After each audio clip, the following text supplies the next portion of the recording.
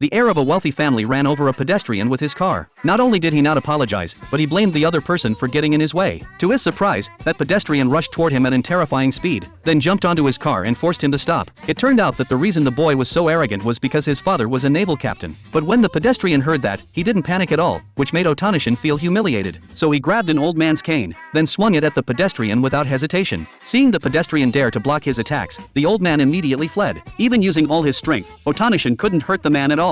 What surprised him even more was that the other man slapped him hard across the face. After the man complimented his swordsmanship, Otanishin actually felt a sense of happiness well up inside him. It turned out that his father had never approved of him. Then he said he wanted to become friends with the man, but the man didn't answer that question. He simply said that if fate brought them together, they would meet again. 2 years passed quickly. Otanishin's personality had changed greatly. He no longer recklessly ran into people, but if someone blocked his way, he still got very angry. This time, however, he was kidnapped. Soon, Otanishin's father discovered that enemy spies were behind it. To rescue his son, he specially requested Lieutenant Tsurumi's help, and Lieutenant Tsurumi was exactly the pedestrian Otanishin had run over 2 years earlier. Tsurumi quickly guessed that the kidnappers probably wanted to obtain the Navy's confidential documents. Since they couldn't find the kidnappers' location, Tsurumi suggested first tracing the phone lines on the island. He guessed the kidnappers would call soon. After everything was ready, Otanishin's father told Tsurumi, if the kidnappers really wanted to exchange state secrets, then let his son die for his country. Just as the captain finished speaking, the kidnappers called, and their goal was exactly what Tsurumi had guessed. He didn't refuse, but kept stalling for time, so the telephone exchange could pinpoint their location. To keep his father from being threatened, Otanishin decided to take his own life. Soon the telephone exchange located the kidnappers. Tsurumi immediately let his men out, but he forgot that it was the horse's day off. Just as he didn't know what to do, the captain sped out on a motorcycle. Tsurumi followed at once, then leaped onto the captain's bike. The two of them raced toward their destination, but soon they encountered enemy soldiers trying to stop them. To keep them from slowing him down, the captain floored the throttle. Tsurumi constantly adjusted his posture on the back of the bike to steer it. As the pursuers got closer and closer, Tsurumi climbed in front of the captain and shot the enemy soldiers dead. But that maneuver caused the motorcycle to lose control, crash into a train, and instantly explode. Yet the two of them didn't stop there. When the captain arrived at the destination, he was ambushed and knocked unconscious. Then gunfire rang out outside the room. Just as Otanishin thought his father had been killed, Tsurumi pushed open the door and walked in. This scene deeply shook Otanishin's heart. From then on, he fell in love with the man who had praised him and saved his life.